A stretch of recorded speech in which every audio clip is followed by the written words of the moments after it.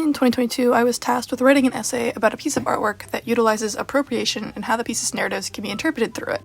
I've been meaning to turn this essay into a video for almost 2 years. I wrote it in November, it's now June 2024. So behold, here is my passion project video. Woo. For starters, what is appropriation? I cover it pretty decently in my appropriation in the Last Supper video, but the rundown is when you take a piece of media and another piece of media to recontextualize it, like recycling it, but with the content. I think appropriation done well is really fun. One of my favorite is the usage of A Trip to the Moon, an ancient film from 1902, used in the new movie Lisa Frankenstein, which came out earlier this year in 2024. Now I'm sure you're wondering what that has to do with Pinky and Pepper Forever, the rapidly becoming less niche webcomic by Eddie Adams.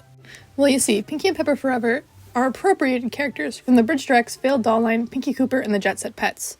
This doll line was created by Carter Bryant in 2013, and the doll line was promptly cancelled in 2014. If the name Carter Bryant sounds familiar, it's probably because it's the same guy who created the wildly successful doll line known as the Bratz dolls, which, if you've been anywhere near social media in the last decade, is still going pretty strong, and they just did a doll release with one of the Kardashians. So how did a doll line with the genius behind Bratz, also behind it, flop so hard? Even in 2013, Pinky Cooper was wildly out of touch with what fashion dolls were at the time.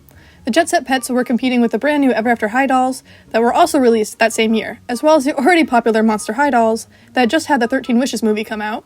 And another fatal blow by Mattel was the Barbie Life in the Dreamhouse series that had premiered 1 year before, in 2012.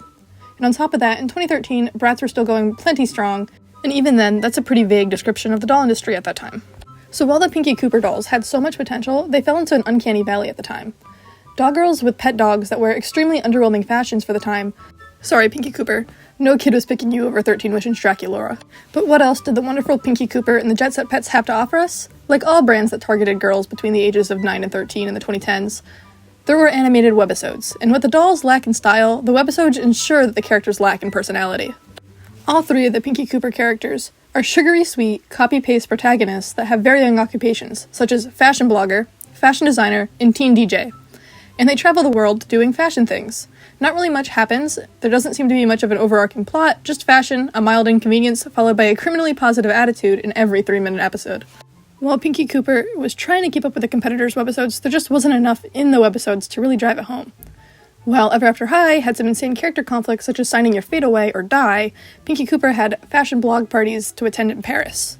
The Pinky Cooper series was nothing more than girls like clothes in the color pink and music, which made the perfect setup for Pinky and Pepper Forever. If you aren't familiar with Pinky and Pepper Forever, I recommend pausing this video and going to the description and clicking on the link and reading it, because I think it's such a wonderful read. This next session will definitely have spoilers for Pinky and Pepper Forever, and I will talk about themes such as suicide and Catholic guilt.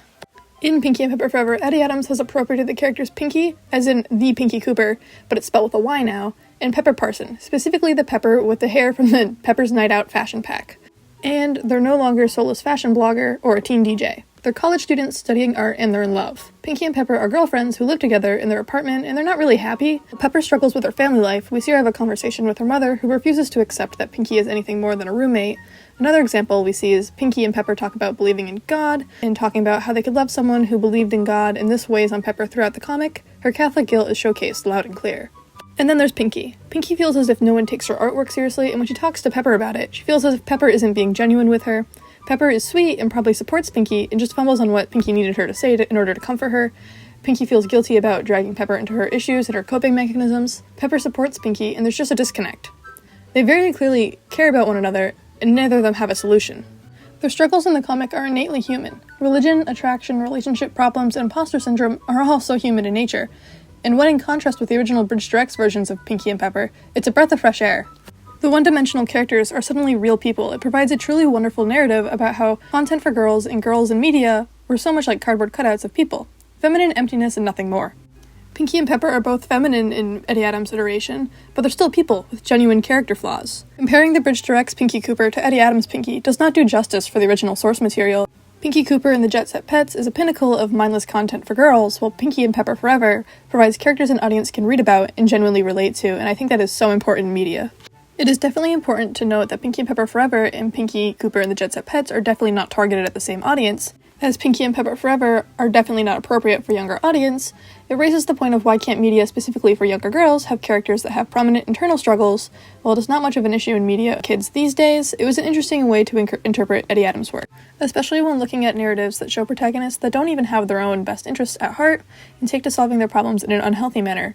As shown in the comic where both characters run away from their problems by committing suicide and going to hell where they suffer forever, but they work out their problems in the end and get to spend eternity forever together. It's lovely and bittersweet because at the end of the day, Pinky and Pepper miss out on the rest of their human lives. Thanks for listening to me talk about Dog Girls. If you want to read my original essay from 2022 that this video is based off of, it's linked in the description. If you enjoyed the video, consider liking, commenting, and subscribing. I'm planning to make a video about Cleopatra and Space Zone, so stay tuned for that. Thank you for watching. Bye!